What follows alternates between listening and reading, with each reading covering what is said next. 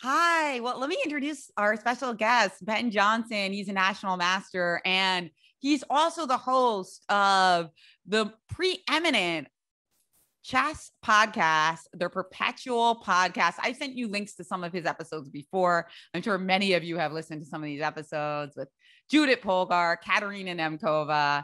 It's really great to have you on. You've done hundreds of interviews, Ben, right? Yeah, I'm getting old, so hundreds. Well, you've had the podcast for 4 years now. And I guess what's most impressive to me about it, which I think also ties in to what makes a great chess player, is the consistency. So you've done a new podcast with a different chess legend every week for 4 years with barely missing a week. Yeah, 1 or 2 weeks off. I wish I was as consistent in chess, I have to say, but the interviews are fun. Yes. And the reason I say that there's like a big overlap between consistency and media and chess is that in chess, it's really true that like, it's so much about never blundering. If you can like just stay consistent and make really good moves all game, you're going to do so well. And I think a lot of your success, Ben, is just every week, right? Tuesday is your normal slot. You're always coming out with one of these new conversations. Yeah, it's fun for me. So I don't like to miss weeks. And I also interview a lot of content creators, Twitch streamers, YouTube stars, Levy Rosman and Agad Mater and so many others. And that's what they all say when you ask them. They say the number one thing is to be consistent. And so, Ben, one of the reasons I wanted to invite you today was because we are having the greatest of all time, Judit Polgar, next week for our girls club, which is a great honor, of course. And it's going to be a Q&A format. So, I mean, Judith's obviously been interviewed so many times. And I thought it would be fun if we talked about how we can ask her some really good questions, maybe even some that she hasn't heard before. Or just ones that kind of not necessarily hasn't heard before, but kind of like spark the most interesting and productive answers. Because that's a useful skill, not only in chess, but kind of almost anything you do, right? Yeah, great life skill. And yeah, I'm jealous of you guys. Judith's a legend. And Jen and I share something in that she's probably my favorite player and your favorite player too, right, Jen? Yes, I would say so. I did not know that, Ben. That did not come up in the podcast where we were talking about her book. I don't think I knew that she was your number one favorite player. That's why I hesitated. It's her and Capablanca have pole position, and I'm not sure who, and they have very different styles, but those are my two favorites. Yes, that's amazing. And by the way, Ben, you can get in. Just Margot can log in. You have a daughter. Bring my 5-year-old daughter. Yeah, she knows your book. She knows Play Like a Girl. She Miss Jen's book when she sees it. But yeah, that would be fun. And for everyone listening, I did get a chance to interview Judit Polgar, and she couldn't be nicer. But I have some sad news for you guys. She is a bit more challenging than some other interviews. Not because she's not nice or anything like that, but like Jen was saying, she's just been interviewed so many times, and often that can make it a little bit more challenging to get fresh insights. Although, of course, it's going to be amazing no matter what. Yeah, so we had this Google Doc that I gave them to come up with some questions and kind of put them in the class. But while they're doing that, I think you wanted to share a few tips on asking good questions. Yeah, so I made a few slides with just a few things that I've picked up from my time doing a lot of interviews. Okay, so here we have a little introduction. Jen already basically told you everything you need to know about the podcast, which is not much. It's been going on for almost 5 years, or 4.5 years at this point, almost 2 million episodes downloaded. And guests, Hikaru, Svidler, Polgar, Anand, and most of all, Jen Shahade. So what makes for a good question? So in order to know what a good is, you have to think about what's a good answer. So what do you guys think? Like, what would you like to hear from Judith? What would rock your worlds? And Jen, maybe you can help me out with the hand raising in the chat. Yeah, sure. By the way, we have some really talented journalists in this room. I know that London and Itzel are, very talented young writers. I think Leora is here. So yeah, if you're into writing or journalism in your school, don't be shy about these questions. Okay. Sahana, what do you say? Well, if I wanted an answer, I would want like something that's very deep, something that you wouldn't something that you can't search up online and find, like nothing like who taught you chess, because you can find that online a lot of times. Bingo. But more like advice, something that you can get like out of it. Very good, Sahana. And Judith is a unique challenge in that regard, because as Jen and she mentioned, we did a podcast together about her first book. She wrote 3 books that are part autobiography. So she's already sort of mined her life for lessons that you can learn. So that makes it more of a challenge, but it also, as we'll talk about, it gives you some fertile ground of like stuff where you can dig deeper. Anyway, did anyone have anything to add? Another way you could approach it, and I see that Jwalanthi has her hand up, so sorry, we'll get to you in a second, is you could also think about what makes a bad answer. What don't you want to hear from someone when you're trying to have a conversation with them or interview them? But anyway, go ahead. And I apologize if I'm mispronouncing your name, Jwalanthi. No, it's okay. And I was thinking about the bad answer part. Okay. The bad answer, what I wouldn't want to hear is stuff that, things that you already know about her, or can find online, or could find in books. Other people have wrote about her. And I would want to really hear, like Sahana said, I would want to hear something about what she would rather give us than people online would rather give us. Great. Let me take a couple more comments, Jwalanthi. London actually recently interviewed me, and actually she did some really good questions. So London? I think that something that I would want to hear from Ms. Polgar is, I would want to hear something that will inspire me to do something. So like if she says something about chess, I would want to, something that would inspire me about chess to keep on playing chess. Great. Yeah. I'll take one more, and then let's hear more from Ben. Madison?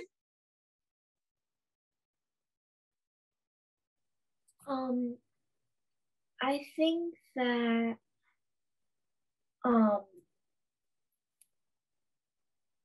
what makes a bad answer, like a question that you can just like come up with really easy and you already know the answer, and you want to have a question that will make them like an interesting question that will make them want to answer, and like something that they've never been asked before.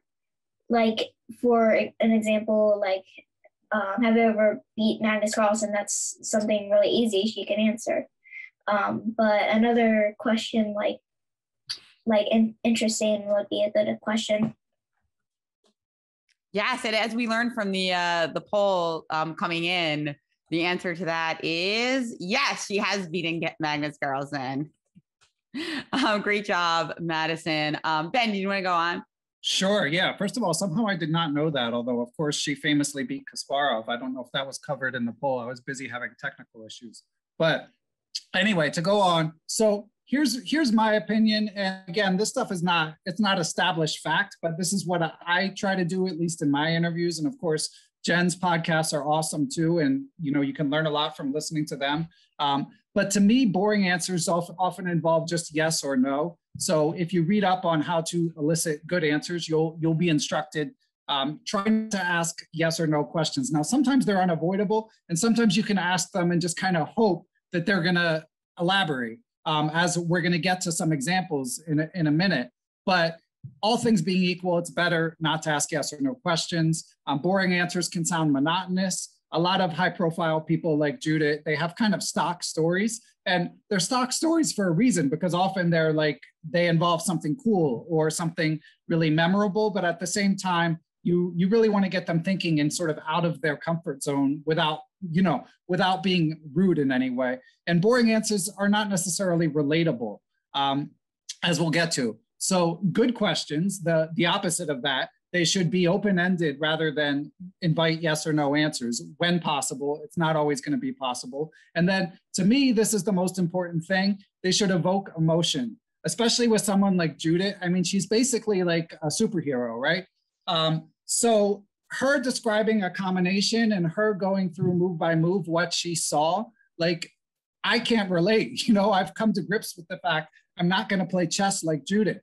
But if she describes some devastating loss or something, or like a feeling of jealousy, like with her sisters having early success or something like that, probably didn't happen to her. But you get the idea. Like, that's something that everyone can relate to. So you really want to try to concentrate on people talking about their feelings, and you want to try to get them to elicit novel stories and candid reflections. Now, I know we have a different range of students here. Do you guys, should I explain that further, Jen? What do you think? Sure. Yeah, I think that's a good idea. Yeah. Okay. I mean, so get them to say things that are new and things about how they're really feeling. So with that out of the way, I just wanted to play a little game called Good Question or Bad Question. And again, there's no right answer really, but I certainly have opinions. It'll be interesting to hear if Jen, for example, disagrees. But shout out to Shahana, who already answered sort of the first one. So good question or bad question, how old were you when you learned to play chess? Shahana, go ahead. Horrible question. Yeah, I mean, it's not a horrible question for everyone, although I would say it's never a great question. But for Judith, definitely not a great question. Why is that, Shahana? I could go onto Google and search up that right now, and I'd probably get a bunch of answers. Yeah, and if you think about how many times Judith has been asked that, like how many times have you guys been asked that? And no offense, everyone, but you guys aren't even Judit Polgar, at least not yet. So you can only imagine that she's trying to be nice. She comes into the interview, and that's the first question, and she's just going to be on autopilot right from the beginning. Okay, next question. Or good or bad question. Did you have fun at the Olympiad? Let's try to get someone new. Yeah. Ophelia? I think it's a good question because it relates.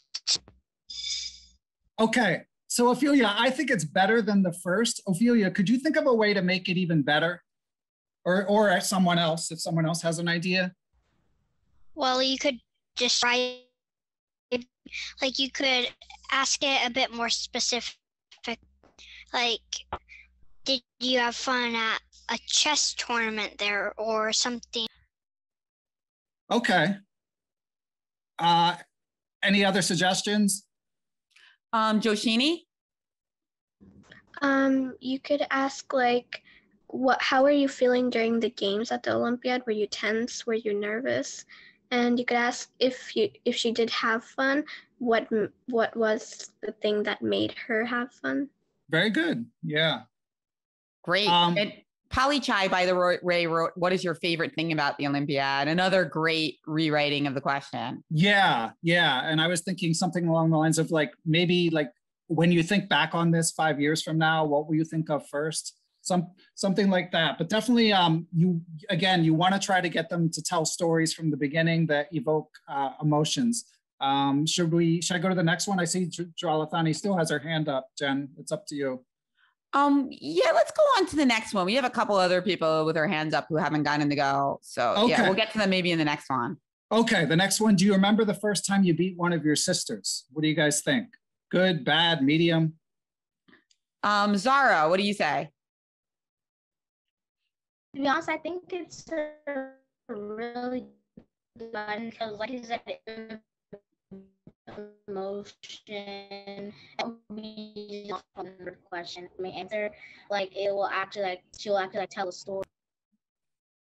Yeah, Zara's sound is a little bad, but I love her answer. For anybody who didn't hear it completely, she said she loved the question because it's going to evoke emotion, which was something that I think Ben agrees that this is a great question. You wrote them, right? Yeah, so that one I felt like it's not like a 10 out of 10 because it is a yes or no question, but it's an example of what I was saying where you ask a yes or no question and you kind of hope they don't just say yes or no. Like it'd be kind of brutal if they just say, yes, I remember. But then you say, could you tell us more about it? Yeah, Carissa says, how did you feel the first time you beat one of your sisters? Could be even better. Yeah, very good, Carissa. Okay, I've got two more. Has chess ever made you cry?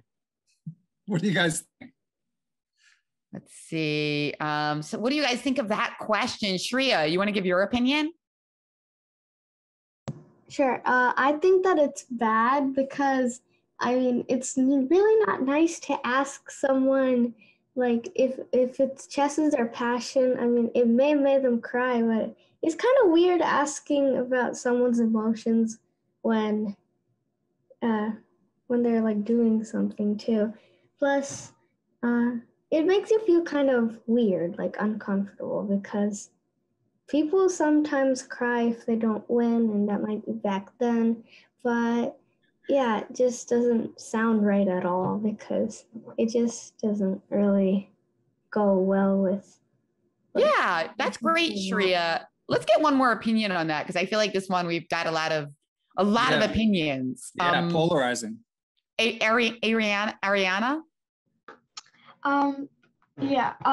So I think that it's a bad question because I feel like we're just thinking about this question. If you ask someone this question, maybe she did cry and it might bring back some embarrassing thoughts and she might not feel comfortable and then she might not want to do any more questions. So I don't think it's a very polite question to ask someone. Okay. Jen, what do you think? Yeah, I think that the key here is it's not a good question to ask directly. Yeah. It's way better to try to ask it indirectly. And if the person is comfortable talking about that, bingo. So this is an interesting exercise because if you ask that question, it fulfills one goal. I really want to know the answer. And I'd love to get the answer. My listeners would love to get the answers. But as Ariana pointed out, when you're interviewing a legend, especially if you might want to interview them again or have other relationship with them, you don't want to make them upset or insult them. So you want to make sure they're comfortable with the questions. So yeah, can anybody think of a way to ask a question like that without it being insulting? Anastasia? Sorry, I was just going to answer for the has chess ever made you cry question. I'm still thinking about the second one you asked. Oh, okay. Yeah, Wardlow family says ask in a different way. Laurel said it's a yes or no question. Oh, somebody made a good point, Polly Chai. Crying can be happy too, not just sad. Well, that's a great point. And I actually think that in one of her books, she mentions crying from happiness. It's coming back to me now, Ben. What are your thoughts? Yeah, I agree with what you said. Basically, that would never be my first question, but especially if I knew about, like, having done research, if I knew about some event that I thought might be compelling, I might be looking for a way in to ask it in a gentler way.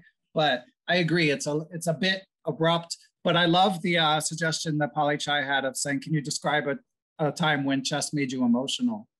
That would definitely be a better version of this question. So I just have one more. Should I keep going, Jen? Yeah. Okay. So here we go. Good or bad question. And Jen may have shown you this game at some point, or you guys might be familiar. Iconic game that she writes about in How I Beat Fischer's Record, the first of her memoirs. In your book, How I Beat Bobby Fischer's Record, you tell the story of world champion Gary Kasparov witnessing the conclusion of your famous win over Chilingorova while you were a young girl. How did it feel to be noticed by the world champion for the first time? Well, before we get into the answer to the question, how many people do recognize this game? Because I've definitely shown it, but it's been a while. And why is there a queen pointed to that rook on f8? I mean, queen's better than a rook. Why? Before we get to the question of whether it's a good question, Sahana. Queen takes f8, king takes f8, bishop h6, king g8, and rook e8 is mate. Bingo, very good. Okay, so second part. So queen 8, f8, king f8, bishop h6, rook e8 is mate. There is a kind of a cool, I think, preface to that she played queen h6 prior to this, and there was like no way to stop the idea, which was really cool. But let's answer the other question. Is this a good question about how did it feel to be noticed by the world champion for the first time? Anastasia, you've had your hand up a lot and I haven't called on you yet. You want to go? I would say yes, because it's very specific and it's not like just yes or no. She would have to, I feel like, talk about it, describe it more than just saying yes or no. I definitely think it's a good question. Like, you're also incorporating one of her books, so she would probably want to go in depth about something she wrote. So I would say yes, it's a good question. All right, great. Violet, did you want to chime in? You've had your hand up a lot too. Yeah, I feel like I have mixed feelings about this one. I feel like in like a technical sense, it is a good question, but I just feel like it's very easy to like predict the answer. I feel like it would just be something like, oh, it was really cool to finally feel recognized, especially because she was the youngest. So I just feel like, yeah, I just feel like we almost kind of already know the answer, and I feel like she's talked about this or something very similar to this like before. Yeah, I'm not so sure, Violet, because I think that, well, maybe Judith's such a boss and such an incredibly talented player. Maybe she doesn't feel nervous at all. But I know that when I was a kid and I had like a really strong grandmasters watching my games sometimes, because I was like one of the best girls in the country, sometimes it made me really uncomfortable. Like I was seeing the position through their eyes, not mine, even though I was really talented. So I would be actually curious to see if, because she's so confident and so talented, she was immune to that feeling, or if she was like, also it's Garry Kasparov. So for me, I wouldn't actually know the answer to this question. So that's why I like it. But I know what you mean, that you think that she might just kind of brush it off and say like, yeah, that was amazing. Yeah, and that does get to the challenge of interviewing someone like Judith, because this is like super granular. It's very specific about one specific event. And although granted, it is your first encounter with the world champion, but even that, it feels like, oh, she's probably talked about this, 10, 20 times, if not more. But one thing I personally, I'm biased, I wrote the question, but one thing I like about it is, okay, it's about Kasparov, but there are other things. There are other memorable stories she could go to from that. So there's kind of like 3 strings you can pull on, and she could pull on, and you just hope one of them is compelling. But certainly you could find even better questions if you dig deeper, I would think. Yeah, this was really great, Ben. I think you gave everybody a lot to think about. Do we have any questions for Ben about what he presented before we excuse him and thank him for his time? He kicked me out, yeah. Siri, did you just raised your hand? I just wanted to answer this, if it's a good or bad question. I also wanted to agree with Violet as also and Anastasia, as they both told that it was actually more of a better question, rather because like it doesn't exactly just say make it like a yes or no question, or it doesn't even have any uncomfortable touches or anything. It just kind of says it straightly, like if I have a question of like something like this, and it's kind of much more easier to say it for that person who you're interviewing, and yeah. Got it. Well, thank you, Siri. And let me know if you have any more thoughts in the chat. Erica, question? Yeah. I was wondering, like, I've seen some of your episodes, and I can tell that sometimes you have like pretty good rapport with these big guys like Hikaru Nakamura. And I was wondering if afterwards, like, do you perceive these people to be like friends? Like, is there a good personal connection like between journalists and the people they're interviewing, or is it kind of just a one and done thing? It's very case specific, but I mean, it's a good question on your part. There's never been, at least with super high profile people like Hikaru, there's no one I've interviewed who like suddenly we're best friends afterwards, you know? But with people like streamers who are up and coming, you know, often you do end up becoming pretty friendly, maybe like IMing on, like sending messages back and forth online and stuff like that, and building a relationship where maybe you collaborate again in the future. Someone like Hikaru is a unique case. And as you guys grow up, what you'll discover is the chess world feels very small. So Hikaru is a superstar, of course, but like I played his brother when he was 6, you know, and the whole chess world is probably 2 degrees of separation at most, meaning like I have a friend who knows Magnus, you know, and it's as you guys get older, whoever the next Magnus is or the next Judit is, if you stick with chess, it'll be the same way for you guys. So sometimes it does feel that way. So Hikaru, I've met him in person and had conversations, but we're not best friends, and there's no one I really would become best friends with after the interview. I have to say, by the way, Judit is the one I was like more starstruck than basically anyone, just because she's such a star. She and Anand. Yeah, and you haven't even gotten Gary Kasparov yet. Yeah, that would be intimidating just because he's the most intimidating. Like Judit and Anand, like they're legends, but they're so nice. Kasparov's got that edge, so that would be intimidating for sure. Yeah, that's true. He can be kind of harsh. Yeah. Yes. Any final questions for Ben from somebody who did not give a question today or comment, just in case there's somebody who didn't get a chance to speak who would like to say something? Or let's see. It looks like most of the hands up have been up before, but I'll give one more to Madison because she has had her hand up for quite a while. And then we'll excuse you and thank you. Okay. Yeah, this was really great, Ben. Though I think that Zara, maybe your sound has improved? So did you want to say something? No. My Zoom's just lagging, that's why. You sound okay now, Zara. Oh, that's good. Thanks. Let's see. I've heard a lot from Joelanthia, so I'm going to hold on that. Joshini, did you want to give the final comment here? Or oh, look, it's Kimberly. Kimberly wants to say something. Hi, Kimberly. Hi, how are you? Now, I'm sorry I came in late. I just want to thank Ben. Even though I came in late, I thought your tips were really, really helpful, even for someone old like me. And I wanted to encourage any of the girls to listen to Ben's podcast too, because he does a phenomenal job, and you can learn from so much just from listening to Ben's podcasts.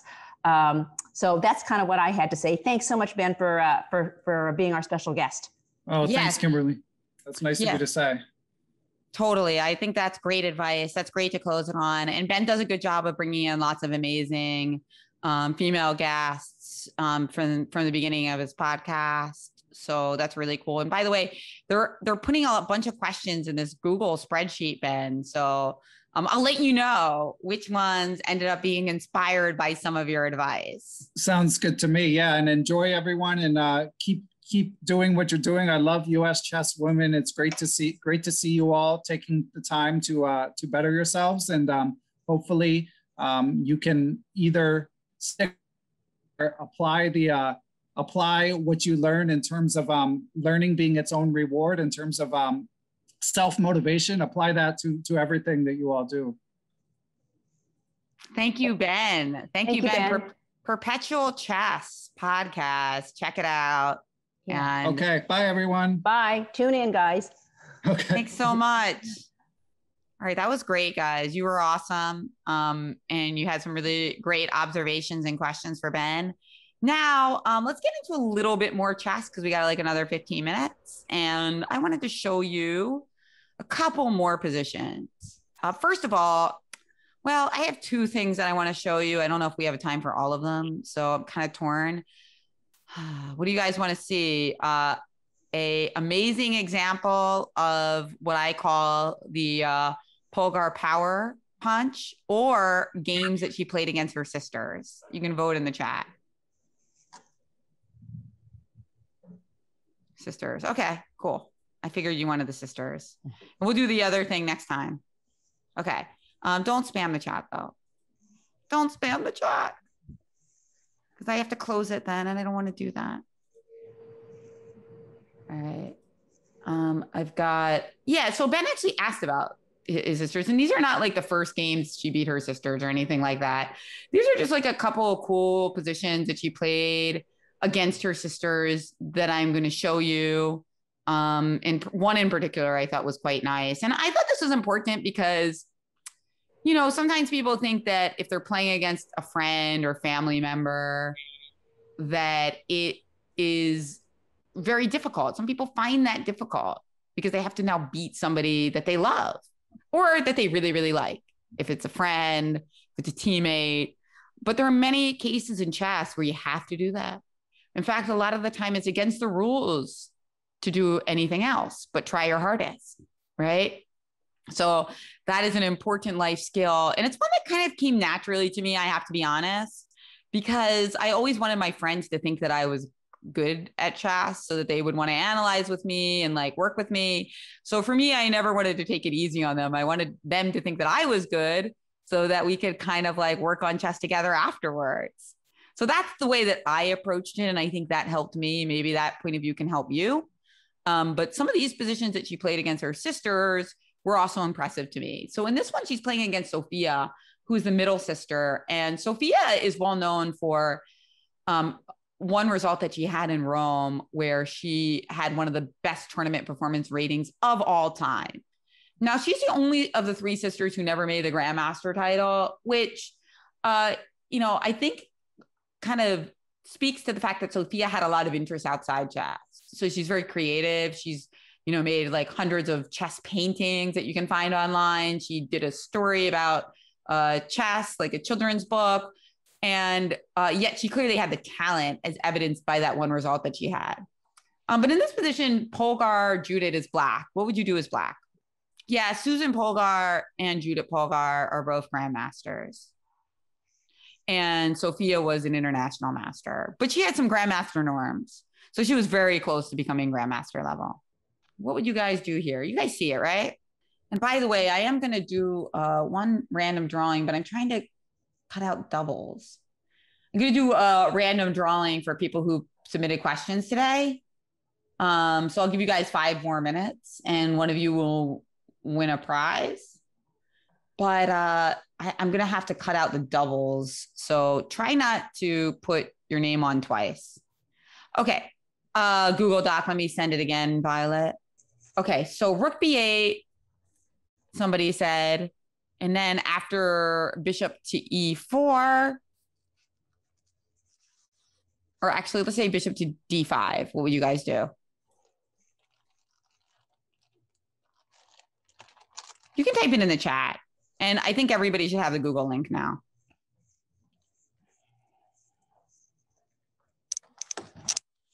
E6 says Siri. Any other ideas? So rook takes B3. What about you, Joelanthi? Is your hand still up from earlier? Yeah, part of it and also part of it right now. I can't hear you. What'd you say? A part of it and part of it from now also. Okay, so what would you do now? So I would probably, I think Siri's probably good. Like this E6 move forces the bishop away. That means the bishop wasted a move, but also I think knight takes B3. Okay, knight takes B3. That's something that Kalia also suggested. And now after rook to A2, what would you do? Well, I was thinking maybe now you could go E6 or retreat your knight. And retreating the knight, I think, would be a good move because it discovered attacks the rook. And if white takes, then you get the open file. And if you go, like I was thinking about moving the knight to D4, and okay, that's knight to D4, not the answer. Anybody else? Let's see. Beatrice, do you have your hand up? No, that's from earlier. Oh, I think I know. Madison? I was thinking maybe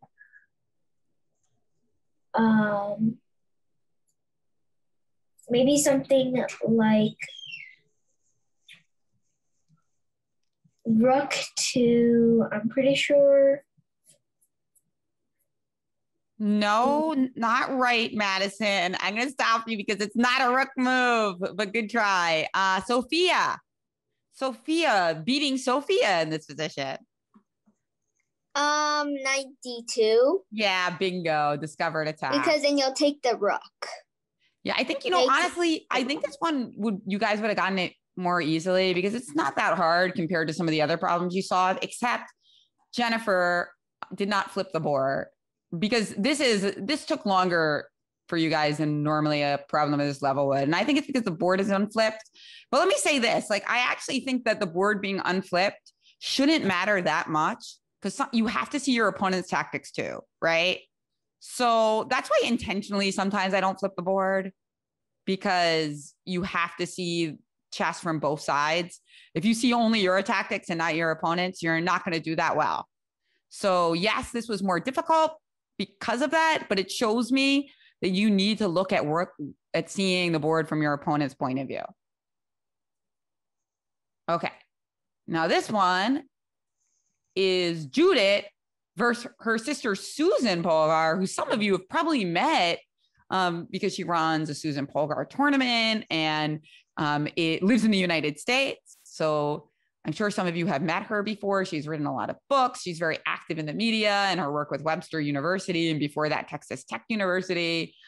She and Judith were many years apart, Judith was the youngest and Susan was the elder sister, but they both broke so many barriers in chess, right? Well, Susan became the first grandmaster, the woman to win the grandmaster title in the regular way. And she was the first woman to force them to change the title of the world championship from men's world championship to world championship.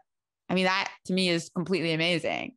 And then Judith ended up becoming very close to being the world champion, right? And here, what would you do as white, as Judith? Give people another minute. See, and otherwise, I'll put your name here, Audrey, so that you can be eligible for a prize since you seem to be having an issue. Okay. And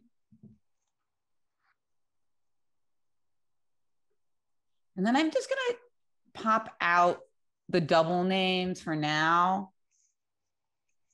Oh, Sophia, you won that hat from our game last time. That's right. Yeah. Awesome. It looks great on you. I'm wearing it right now. Yes, love that. Okay, so I think I got rid of the doubles here. I hope so. Oh, some of these are the ones that I put in because they were awesome. I thought they were really good examples of questions. Okay, so what would you guys do here? I have the answer. Is that Beatrice? Okay, what's your answer, Beatrice? Bishop takes G5. Bishop takes G5. Okay, what's your idea after knight takes G5? Then you can play rook takes rook. Then you can play rook takes... Bishop G5, knight takes G5, rook takes rook, king takes rook, right? Yeah.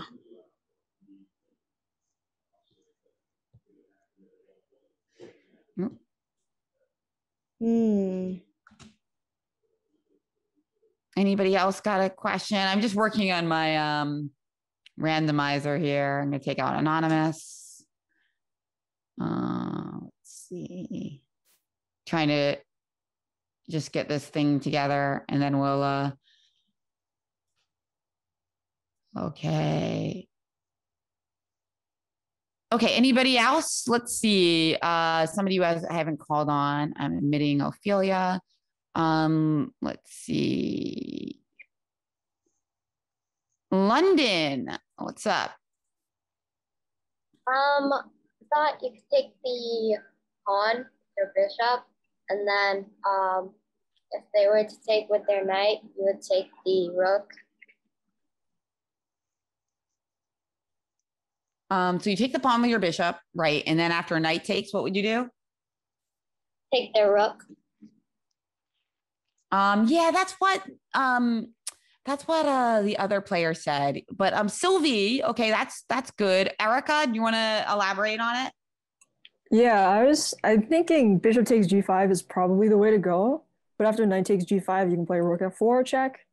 If rook f6, rook takes f6 check, king takes f6, you pick up the rook.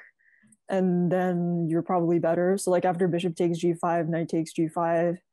I mean, after bishop takes g5, it's just, I don't think knight takes g5 is possible. So, I mean, just maybe rook g6, and I'm just going to assume that we're better. Maybe, unless there's something going on. Yeah, I said rook f5, yeah. Sorry. So bishop g5, knight g5, and you said rook f4. Brilliant, because now the king and the rook can't hold each other together. That's what Sylvie said as well.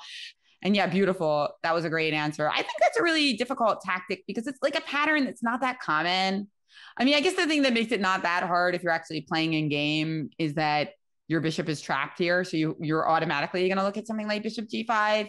And it goes into like the theme of forcing moves, but it's not a normal configuration, right? Like chess players usually look for patterns. And this is like a pattern I've never seen before, and I don't see it in Puzzle Rush. It's a little rare that you would use this rook to like distract that rook with the rook on h6, right? It's just a little odd.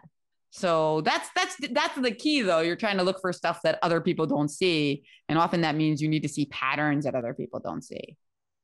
Okay.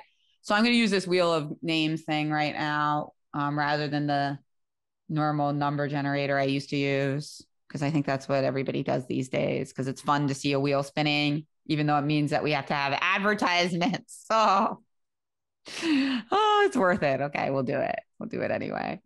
Okay, so we are going to spin this wheel and we will give out a prize. One of our new US Chess Women hats or boards. Let's see, who is it? And it's Ariana. Nice. Good job, Ariana. She actually participated today and she did some great participation. So love it. Love it. Okay. Wait, I'm sorry. What happened? You won a prize. Oh, I did. For putting an answer in. Yeah. Thank you. Yeah. So of course, if you do win a prize, in order to get it, I need your email. I need your mailing address. So just send that to me, to the emails that I send the info to. Okay. And we will do one more. Sorry. Can you give me your email? Yeah, sure. Thank you. I think the cool thing about this is rather than a number generator, it actually does. Okay, that's our other winner, Presley. The cool thing about this is not only does it give out confetti, which is very appealing, but it also is cool because I think it removes people if they won. So, last time we had a competition and Ina won like 3 times in a row, defying all the odds. So it doesn't happen in this case. All right. Great job, everyone. That was really cool. Great. If anybody has any final questions, let me know in the chat. And good job to everybody. You all did so well. Bye. Bye, everyone. Bye. Bye. I'm sending it to you now, Ariana. Bye, Hannah. Bye, Kalia. Thank you so much. Do lots of tactics, Zara. Bye, Laurel. Bye, Vanessa. Bye, Samara. Great to see you. Bye, thank you. Bye, Sophia. Great to see that hat. Bye, Evie. Bye, Michelle.